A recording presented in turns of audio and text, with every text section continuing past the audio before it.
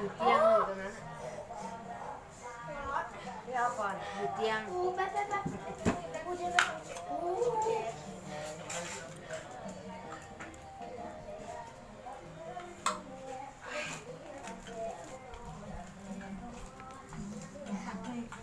น้ำจิ้มให้หน่อยแล้วปิดซอยเลยนะเนี่ยนะปิดซอยนี้เลยนะคือถ้าห้องอื่นนี่เดินกับเราไม่ได้เลยนะขอลูกค้า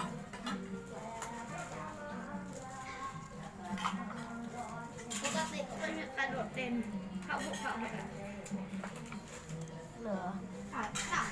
ทำไมขอออกมาแล้วขอแม่ทำคลินิกแสดงว่าแทนใครปกติไม่ได้ทำเนี่ยใช่ไหมล่ะ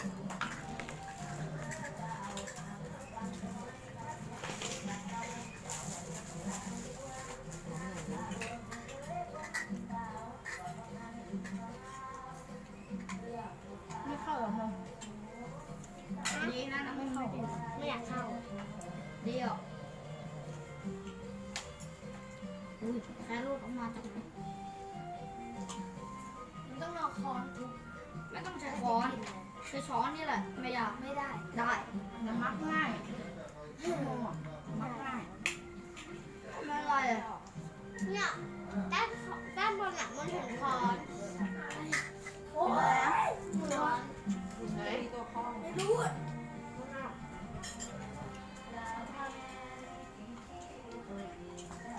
เฮ้ยใส่รองเท้าไปด้วยใส่รองเท้าไปด้วยเขาเป็นชั้นมาเอาแก้วน้ำมาดิไม่เอาดีกว่า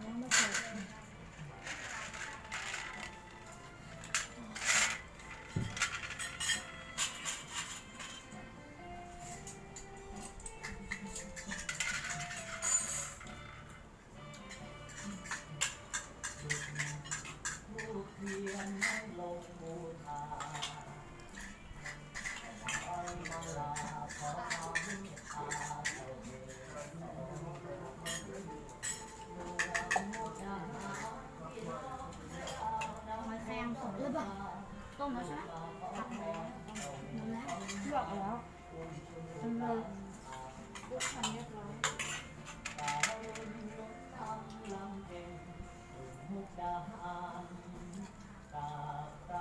โอ้หอยแห้งสดเ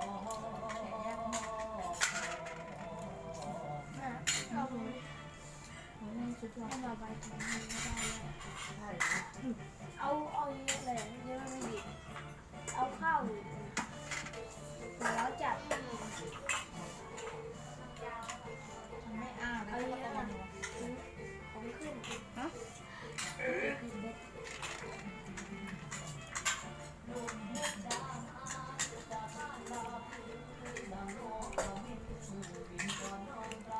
หนักมันจะได้ละเบี้ยวก็สีมันเล็กไง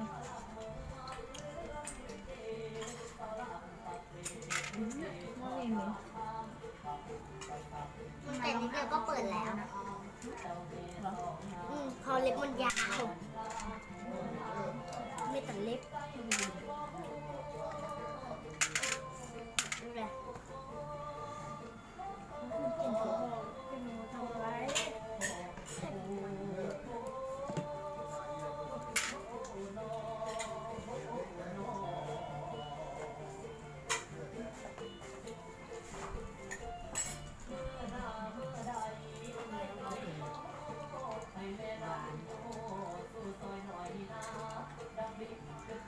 จัง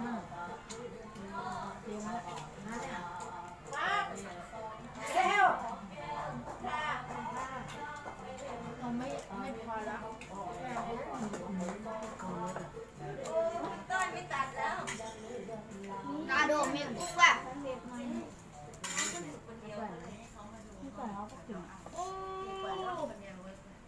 โอ้อยากกิน มานี่กับข้าวทุกวันเลย อุ้ย มีอะไรให้กินนี่เหรอ เนี่ยเท่าไหร่พี่ทานแล้วก็ไม่อยากแกะเนาะ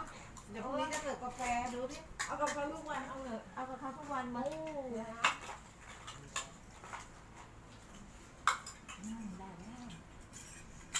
น้ำมันเข้าหรือไหม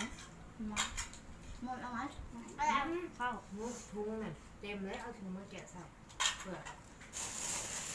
นี่กับบอกแบบกาแฟน้องฟังอย่างนั้น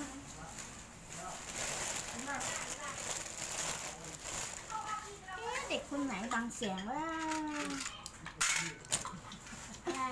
ไม่มีอะไรต้องสึกไม่โดนดิเอาเข้าอีกไหมป้าตีทำไมไม่โดนทำไม ฮะ ไม่โดนอยู่แล้วอ่ะทำไมกล้องมันซูมมันนี่ชูตรงกลางนั่งอยู่ตรงนี้เกือบไม่โดนเห็นไหมถ้านั่งอยู่ตรงนี้ไม่โดนเลยไม่โดนนั่งตรงนี้ยังโดนเลยสวัสดีครับช่องคุณหนูแชนแนลบอก ที่เป็นสีขาวๆเนี่ย ไม่รู้อ่ะไม่ได้ตั้งมั้งมันเป็นการตั้งความยาเลยมาแสงสะท้อนอาหารทะเลครับมันเนี่ยแสงไม่ส่องไม่มันเป็นเพราะนี่พี่หนูกับความสวยงามคือตอนนั้นหน้าแม่มีสิวเต็มเลยอะแม่ปรับแบบนั้นอ่ะไม่มีสิวขึ้นสองเม็ดข้าวเขาข้าวไม่ได้ เห็นไหม เดี๋ยวแบ่งให้ แหมมือพี่หนูไม่เอาเอาไปสกปรกมือโอ้ยมือไม่ได้ใส่กระโปรง ครับเป็นไงเห็น โอ้โห พี่หนูเอาข้าวที่พี่หนูหยิบด้วยมือมาให้หนูไม่เป็นไรพี่หนูล้างแล้วพี่หนูเป็นกุ๊กหมดเนี่ยมันก็ท้องแตก โอ้ยยายกินเยอะนะ ที่แม่ฝน หัวน้ำว่าจะทำไม่รู้คนไข้ไม่หมด พี่ต้อยอยู่ตรงเนี้ยแหละ พี่อยู่ห้องนี้กับห้องข้างบนนี้สองห้องน้องหนูอยู่ด้านหลังโน่นเดินไปดูดิดังนั้นเขาก็ยังอยู่ได้อืม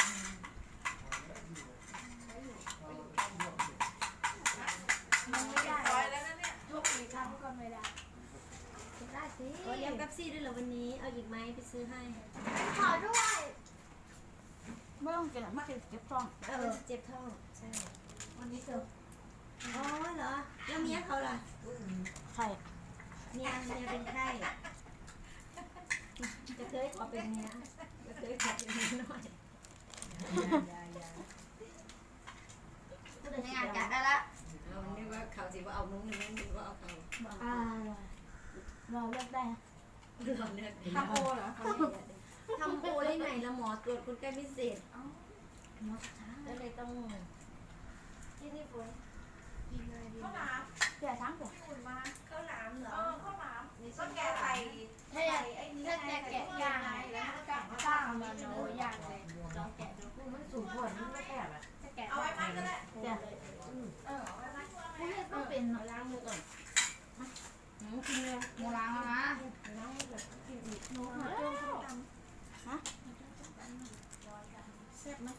เผ็ดมากถ้ามันหยุดเลยของจริงเผ็ดแต่ถ้าไม่หยุดเนี่ยไม่เผ็ดเลย โอ้นั่งด้วยคิว หวาน เยอะมา ไปได้นะบายบาย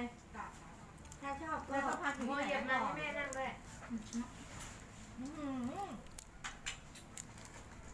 วันนี้ส้มตำแคน มันไม่มีเครื่องอะไรเลย มันแคน เราจังเลย เปิดอันนี้เปิดอันขวา พรุ่งนี้เราไปตอนไหนพรุ่งนี้เราไปตอนไหนไม่กินข้าวอีก โอ้4 โมงเย็นจะกินไหนบอก4 โมงเย็นเราไป4 โมงโอเค โอ้ที่เรากินแกง โอ้อิ่มถ้าใครเอาหมอนแล้วแต่ไม่หิวไม่เอาละข้าว แต่เลยน่าหิวขอเลยนะ อิ่มแล้วโอ้โหกินข้าวกับว่ามาฟันคุยกันนึง โอ้ยถ้ามันถือเสื้อมาเหรอคิ้วไม่รู้จักวิธีการแกะที่แท้จริง บอกไม่ให้เอาช้อนธรรมดาทุก ใครบอกว่าใช้ช้อนทุบไม่ได้ เขาเรียกว่าแทนจานต่อ เลือดแดงกระดูกแดง ไปจากชั่วโมงได้กลับอ่ะ อุ้ยรถติดครับ เตี้ย น้ำโมรอไม่ถึง5 นาที บอบอ บ่อยเพื่อนขึ้น เอาไม่เอายังไม่รู้ใช่ไหม น้ำก่อน เอาไม่เอายังไม่รู้ใช่ไหม เขายังไม่ดูหรือว่าจะอยู่ได้หรือเปล่าแต่พี่ต้อยก็ทนอยู่ก็อยู่ได้จนไอ้มันก็ยังอยู่ได้ มันก็ยังมาอยู่ได้เนาะเอาก็อยู่สิเราเนาะมันไอ้มันใส่อะไรไม่ได้ไอ้มันคืออยู่หรูหราแล้วมันยังอยู่ได้ทุกทีเขาอยู่ลำบากเนาะยุ่งยากเนาะ ดีมันมาเป็นอายุหลังจากของแม่มันเป็นอายุ ไปหาลักมันก็กิน สุดที่จะชัวร์ อยากเยอะให้ แม่มันแกะได้ง่ายมาก คือว่าตำเอเล่คือแยกอุ่นมาแซ่บพอสิแซ่บพอประสิเฮ็ด โอเคอยู่ ง่ายเจ๊ตาย เสียงโคกลงฝากไอ้เสียงฝากลงโคกว่าแล้ว ป้าสิไม่มาดูมันหน่อยก็โอเคเนาะกินไป ดูอยู่ อุ้ยน้ำจีนอ้าวน้ำจีนเนี่ย มาดูอยู่ อามไว้ไม่นั่งดีไว้ อันนั้นตัวเขาหรือเปล่า กินด้วยกัน แต่ เป็นยังไง โอ้เห็นในเฟซใครทำให้กินปูย่าเหรอย่าเขาเหรอเหรอในเฟซเห็นใน อุ้ยจะซอย ที่ระยองที่ระยอง อ๋อเรานึกว่าแบบก่อนนะระยองเหรอไม่ใช่นึกว่าย่าทำนึกว่าที่นู่น มันไม่ทำอ่ะ อันนี้ตำมะละกอใครต เอาว่าผัก ำที่หนู แฮม เอาจากนิดเดียว เอาเล่นแบงถังให้ป้าจิฮะเล่นแบงถังไปทางนู้น ตรวจโดนตรวจดีเวลาหมอแมว ตัวอะไรนะ ตรวจนานตรวจนาน ก็ว่าเอ๊ะ หอยมอง ใส่ ได้ โอ้โหแล้วพอกระเช้าเลยนะไปทั่วโลกด้วยพยาบาลมันจะเล็กดู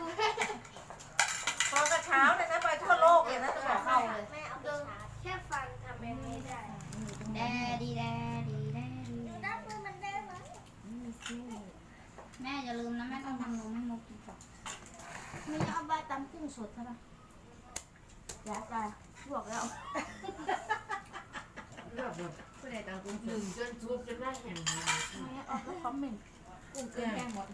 คือพวกเนี้ยออกมากิน นึกว่าหนูมาใส่เออ โอ้ผมดูอื่นไปแล้วกับกันนั่งสอนจะหมออยู่หลุ่นนานแล้วเดินไปซื้อนมแล้วก็แล้วรู้อย่างนี้เอาชุดมาเปลี่ยนไปออกกำลังกายแล้วค่อยกลับมาใหม่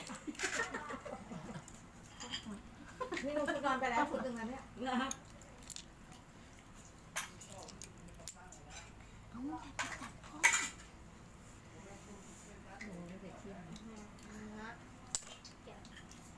่ใช่นะมันติดแห้ง อันนี้ได้ในหนึ่งเดือนโชคดีด้วยหนูเฮ็ดให้กินนะหนูมาเฮ็ด ก็บอกแล้วบอกว่าปกติกูไม่ได้ลุกมาง่ายๆนะ กิน แกะโอ้ขนาดไปที่ร้านยังไม่มีปูเลยเนาะโมเนาะแม่สรรใช่แม่สรรหาร้านที่มีปูไม่มีอ่ะ มันไม่อยู่อ่ะ นู่นอยู่ จะล้างไปแล้ว จะกินผ้าร้านอยู่แล้วฉัน ใครรู้มัน ฮะจะซื้อมาล้างไปแล้วอุ้ย ถ้ามีครับฝากกดไลค์กดติดตามนะต้องคุณหนูเสียเนี่ย เอาแล้วแบบนี้แล้วแบบนี้ ท่านแล้ว อืม